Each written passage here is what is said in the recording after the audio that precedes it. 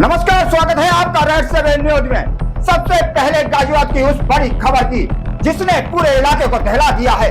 गाजियाबाद के लोनी बोडो इलाके में बैंक के अंदर दिन दहाड़े गोली मारकर बैंक मैनेजर की हत्या कर दी। बताया जा रहा है कि ये वारदात छुट्टी और सैलरी को लेकर हुई विवाद से चलते हुए, जहां बैंक की सुरक्षा गार्ड ने गुस्से में आकर इस खौफनाक घटना को अंजाम दे दिया।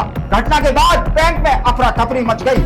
वहीं मौके पर पहुंची पुलिस ने आरोपी को गिरफ्तार कर लिया और मामले की जांच जारी है।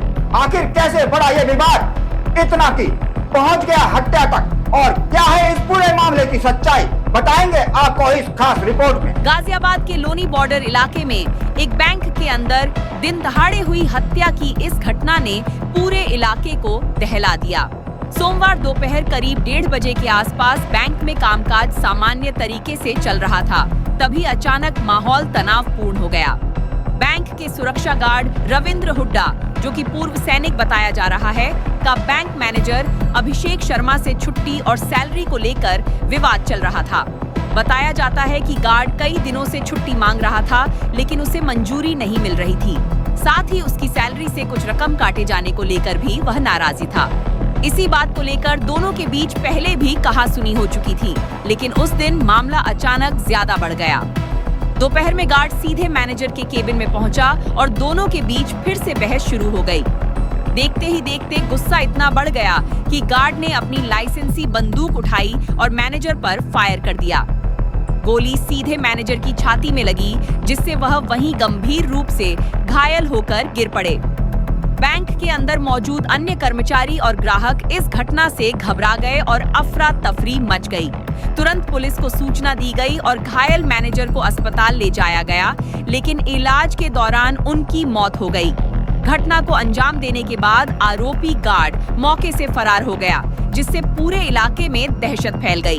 पुलिस ने तुरंत कार्रवाई करते हुए आसपास के इलाकों में नाकाबंदी की और कुछ ही घंटों के भीतर आरोपी को गिरफ्तार कर लिया। इस मामले में उसके एक साथी शीशपाल की भी भूमिका सामने आई, जिसे पुलिस ने बाद में पकड़ लिया।